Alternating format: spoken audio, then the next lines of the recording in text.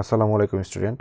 আজকে আমরা এসএসসি দ্বিতীয় অধ্যায় হিসাব বিজ্ঞানের দ্বিতীয় অধ্যায় লেনদেন এর 11 পৃষ্ঠায় একটি কাজ দেওয়া আছে, একটি অঙ্ক দেওয়া আছে, সেই অঙ্কটা সলভ করব।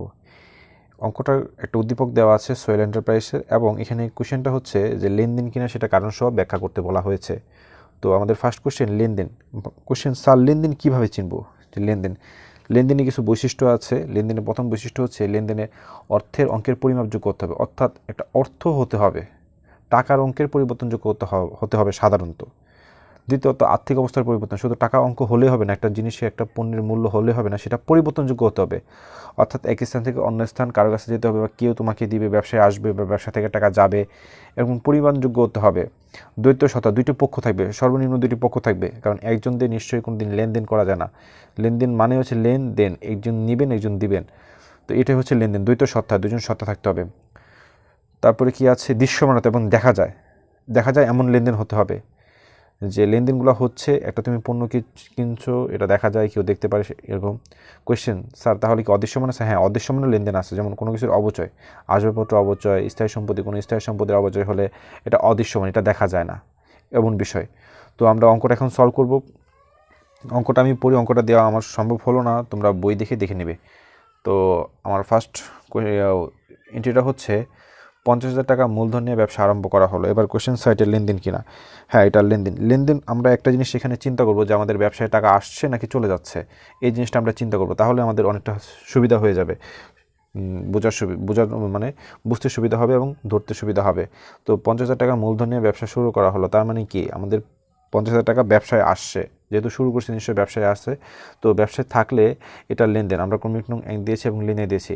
আর লেনদেন থাকলেই একটা কথা সুন্দর করে লিখে ফেলবো যে এখানে আর্থিক অবস্থার পরিবর্তন ঘটেছে। তারপর আমাদের কী পরিবর্তন ঘটেছে সেটা লিখতে হবে। আমাদের এখানে যেহেতু আমাদের ব্যবসায় সম্পদ আসছে, অর্থাৎ টাকা আসছে, টাকা একটা সম্পদ, টাকা আসছে, টাকা বাড়ছে, টাকা বাড়লে হবে সম্পদ বৃদ্ধি। দুইটা পক্ষ থেকে একটা পক্ষ ক্লিয়ার, সম্পদ বৃদ্ধি। এবার কোশ্চেন, স্যার তাহলে আরেকটা পক্ষ কী হয়েছে?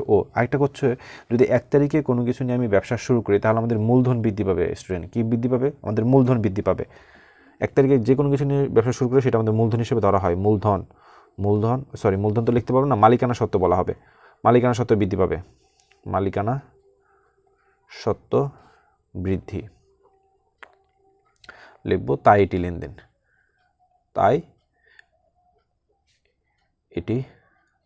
লেনদেন, ওকে, আশা করি এতটুকু বুঝে ফেলেছো এবং দাগ কেটে দেবো।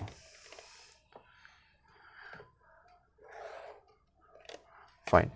এবং আমাদের সেকেন্ড কোশ্চেনটা হচ্ছে 2 নম্বর এন্ট্রিতে আছে, নগদে 15,000 টাকার পণ্য ক্রয়। নগদে 15,000 টাকা পণ্য ক্রয় করা আছে। এবার আমার সেকেন্ড কোশ্চেন, এটা হচ্ছে কি লেনদেন কিনা? হ্যাঁ, অবশ্যই এটা লেনদেন, কারণ হচ্ছে নগদে আমি পণ্য কিনেছি, আমার কারবার থেকে নগদ টাকা চলে গেছে, কারণ ক্রয় করলে টাকা চলে যাবে, আর এটা লেনদেন হয়েছে, আমরা লিখবো লেনদেন। আর লেনদেন হলে একটা কথা আমরা লিখে নেব যে এখানে আর্থিক অবস্থার পরিবর্তন ঘটেছে। আমি এই সময় বাঁচানোতে লিখে নিলাম, এটা তোমরা লিখে নেবে, প্রতিবার লিখতে হবে এটা, যদি লেনদেন হয় লিখে ফেলবে এটা। Okay fine. এখানে দুইটা পরিবর্তন ঘটেছে। দুইটা পরিবর্তন কি? যে তো আমি ফার্স্টে বলেছিলাম যে এখানে আমাদের চিন্তা করতে হবে নগদ টাকা আসছে নাকি চলে গেছে।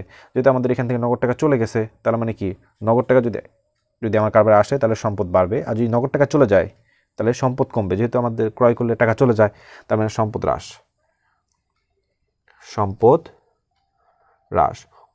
এখানে আরেকটা পরিবর্তন হয়েছে, সেটা হচ্ছে ব্যয়। যেহেতু ক্রয় করলে আয় হয় না, ব্যয় হয়, তোমরাই বলো, ক্রয় করলে হচ্ছে ব্যয় হয়। ব্যয় হলে মালিকানা সত্ত্ব হ্রাস পায়, কারণ আমরা এর আগের পরবর্তী দেখে এসেছি যে মালিকানা সত্ত্বকে 4টা জিনিস প্রভাবিত করে, তার ফলে একটা ছিল যেটা ব্যয়, যার ফলে মালিকানা সত্ত্ব কমে যাবে। তো যেহেতু ক্রয় করলে ব্যয় হয়, ব্যয় হলে মালিকানা সত্ত্ব কমে যাবে, মালিকানা সত্ত্ব হ্রাস পেয়েছে,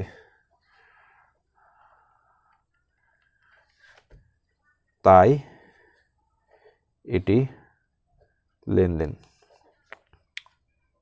ওকে, তো স্টুডেন্ট এবার 3 নম্বরটা বলা হয়েছে, 3 নং বলা হয়েছে, একজন পাওনাদারকে পরিশোধ করা হলো, 10,000 টাকা পরিশোধ করা হয়েছে।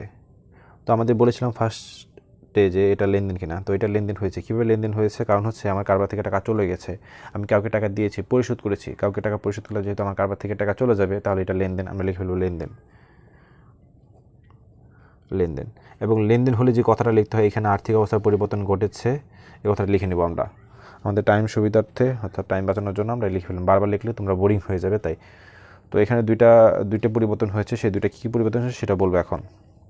যেহেতু আমাদের পাওনাদারকে পরিশোধ করা হয়েছে 10,000 টাকা, আমার কারবার থেকে টাকা চলে গেছে 10,000, তার মানে কি আমি বলছিলাম যদি কারবার থেকে টাকা চলে যায় তার মানে কি সম্পদ হ্রাস পাবে, যে টাকা কারবারে টাকা আসে তাহলে সম্পদ বাড়বে। তো যেহেতু কারবার থেকে টাকা চলে গেছে সম্পদ হ্রাস, একটা পক্ষ তো ক্লিয়ার করলাম সম্পদ হ্রাস। এবার আরেকটা পক্ষকে আমরা একটু দেখি। আরেকটা পক্ষ হচ্ছে পাওনাদার হচ্ছে আমার জন্য একটা দায়, পাওনাদারটা কি আমাদের জন্য দায়। কেন দায় আমরা পরে বুঝবো, কিন্তু এতটুকু জেনে নিই পাওনাদার আমার জন্য দায়। তো আমরা যদি পাওনাদারকে এখন পরিশোধ করে ফেলি তাহলে পাওনাদার তো আমাদের আর থাকবে না, পাওনাদার কী হবে, কমে যাবে। পাওনাদারটা দায়, তাই আমরা লিখবো দায় কমে যাবে। পাওনাদারকে টাকা পরিশোধ করে দিলে দায় কমে যায়, দায় কমে গেলে দায় হ্রাস, তাই এটি লেনদেন। ওকে, এবার আমরা 4 নাম্বারে দেখি। 8,000 টাকা পণ্যের ক্রয়ের ফরমাইশ প্রদান করা হয়েছে। ওকে ফাইন, এটা কি লেনদেন? না, লেনদেন নয়, ফরমাইশ প্রদান করা হয়েছে। আচ্ছা, ফরমাইশ মানে কি আমরা বুঝি? ফরমাইশ মানে হচ্ছে অর্ডার দেওয়া, কাউকে কোনো কিছু অর্ডার দেওয়া। তো হিসাব বিজ্ঞানের ভাষায় এটাকে ফরমাইশ বলা হয়। তো আমরা যদি কোনো কিছু ফরমাইশ দিই, আমরা কি তাকে টাকা দিই? মনে করেন আমি ফার্নিচার দোকানে গেছি, 10,000 টাকার ফার্নিচারের অর্ডার দিয়ে আসছি, ফরমাইশ দিয়ে আসছি, তাকে কি আমি টাকা দিছি? আমার কারবার থেকে কি টাকা চলে গেছে? না, টাকা যায়নি, তাই এটা লেনদেন হবে না। লেনদেন না হলে অনেক সহজ লিখে ফেলবো, লেনদেন নয়। আর লিখব এখানে আর্থিক অবস্থার পরিবর্তন ঘটেনি, তাই এটি লেনদেন নয়। এখানে আর্থিক অবস্থার পরিবর্তন ঘটেনি, আগে লিখতাম ঘটেছে, এখন ঘটেনি, তাই এটি লেনদেন নয়। শেষ, এতটুকু লিখলে এনাফ। আমাদের যেহেতু কোনো হিসাব সমীকরণে পরিবর্তন ঘটেনি, তা আমরা লিখবো না, শেষ। ওকে, তারপরে আসি 5 নম্বরে। 5 নম্বরে বলা হচ্ছে বিজ্ঞাপন বাবদ 2,000 টাকা প্রদান। আচ্ছা, এটা কি লেনদেন? হ্যাঁ, এটা লেনদেন। কেন লেনদেন? কারণ বিজ্ঞাপন বাবদ আমরা টাকা প্রদান করেছি, আমার কারবার থেকে টাকা চলে গেছে, তাই এটা লেনদেন হয়েছে। আর লেনদেন হলে কী লিখতে হবে? এখানে আর্থিক অবস্থার পরিবর্তন ঘটেছে। তো এখানে দুইটা পরিবর্তন ঘটেছে, কী কী পরিবর্তন ঘটেছে সেটা বলে দিই। যেহেতু আমার কারবার থেকে টাকা চলে গেছে, তার মানে কি সম্পদ হ্রাস পেয়েছে, লিখবো সম্পদ হ্রাস। ও আরেকটা পক্ষ কি? আচ্ছা, যেহেতু আমি বিজ্ঞাপন প্রদান করেছি, বিজ্ঞাপন দিলে আমাদের আয় হয় না ব্যয় হয়? যেহেতু কারবার থেকে টাকা চলে গেছে, নিশ্চয়ই সেটা ব্যয় হবে, তো বিজ্ঞাপন দিলে ব্যয় হয়। ব্যয় হলে মালিকানা সত্ত্ব বাড়ে নাকি কমে? মালিকানা সত্ত্ব কমে, কারণ আমরা জানি আগের পর্বে দেখেছি মালিকানা সত্ত্বকে দুইটা জিনিস কমায়, এক হচ্ছে ব্যয়, একটা উত্তোলন। যদি এখানে ব্যয় হচ্ছে, ব্যয় হলে মালিকানা সত্ত্ব হ্রাস পাবে, লিখব মালিকানা সত্ত্ব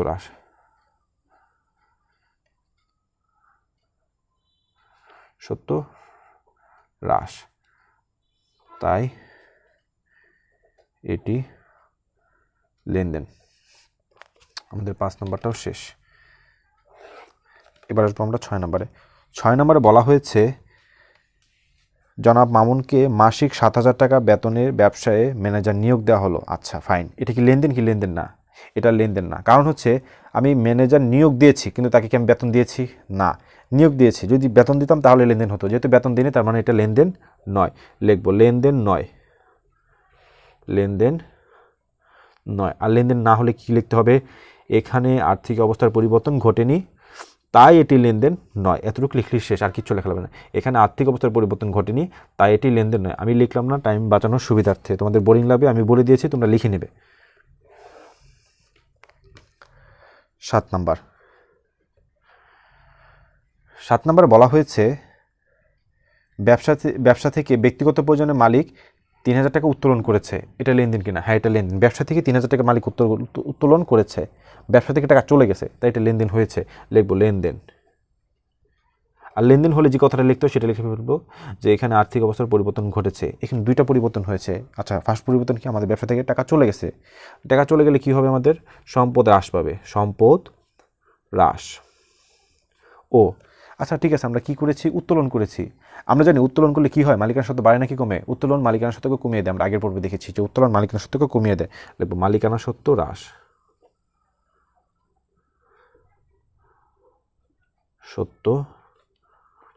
হ্রাস, তাই এটি লেনদেন। ওকে, তো আমাদের 8 নাম্বারটা ছিল হচ্ছে, এবার আমরা 8 নাম্বারটা সলভ করি। বলা হয়েছে মালিকের ব্যক্তিগত অর্থ হতে চুরি হয়েছে। মালিকের ব্যক্তিগত অর্থ হতে চুরি হয়েছে, এটা কি লেনদেন? না, এটা লেনদেন নয়, লিখবো লেনদেন নয়। কোশ্চেন স্যার কেন লেনদেন নয়? কারণ হচ্ছে মালিকের ব্যক্তিগত অর্থ থেকে চুরি হয়েছে। এটা কি ব্যবসা থেকে কিছু হয়েছে? যদি ব্যবসা থেকে চুরি হতো তাহলে লেনদেন হতো। মালিকের ব্যক্তিগত প্রয়োজন যদি কোনো কিছু হয় তাহলে এটা লেনদেন হবে না। আমরা লিখবো এখানে আর্থিক অবস্থার পরিবর্তন ঘটেনি, তাই এটি লেনদেন নয়। এই কথাটি লিখে দেবো, শেষ, আমাদের আর কিচ্ছু না। ওকে, তারপর হচ্ছে আমাদের ছিল 9 নাম্বারটা। 9 নম্বরে বলা হয়েছে হাশেম ব্রাদার্সে প্রতি মাসে 10,000 টাকার পণ্য ক্রয়ের চুক্তিতে সম্পাদন হয়েছেন। আচ্ছা, তারা চুক্তি করেছে যে তারা পণ্য ক্রয় করবে প্রত্যেক মাসে 10,000 টাকার, কিন্তু তারা কি পণ্য ক্রয় করেছে বা টাকা দিয়েছে? না। তার মানে এটা কি নয়? লেনদেন নয়, লিখবো লেনদেন নয়। লেনদেন নয়। আর লেনদেন না হলে কি লিখবো? এখানে আর্থিক অবস্থার পরিবর্তন ঘটেনি, তাই এটি লেনদেন নয়। এই কথাটুকু লিখে ফেলবো আমরা। তার পরবর্তীটা চলে আসি 10 নম্বর।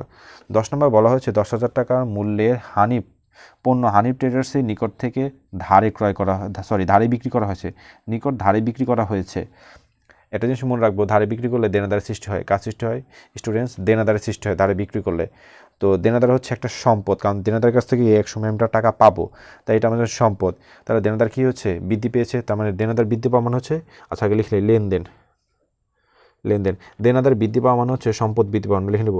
এখানে আর্থিক অবস্থার পরিবর্তন ঘটেছে। এখানে যেহেতু দেনাদার বৃদ্ধি পেয়েছে ধারে বিক্রি করলে, তার দেনাদার একটা সম্পদ বৃদ্ধি। ও আচ্ছা, আমরা কি করেছি? বিক্রি করেছি। বিক্রি করলে আয় হয় না ব্যয় হয়? বিক্রি করলে আমরা টাকা পাই, তার মানে কি হয়? আমাদের আয় হয়। আয় হলে মালিকানা সত্ত্ব বাড়ে নাকি কমে? মালিকানা সত্ত্ব বাড়ে, কারণ আয় আর মূলধন হচ্ছে মালিকানা সত্ত্বকে বৃদ্ধি করে। লিখবো মালিকানা সত্ত্ব বৃদ্ধি। মালিকানা সত্ত্ব বৃদ্ধি, তাই এটি লেনদেন। তোমরা একটু বুঝে নেবে, আমি বলে দিলাম আমার হাতে লেখা খুব বাজে, অবশ্য তোমরা একটু বুঝে নেবে। ওকে, ধন্যবাদ সবাইকে।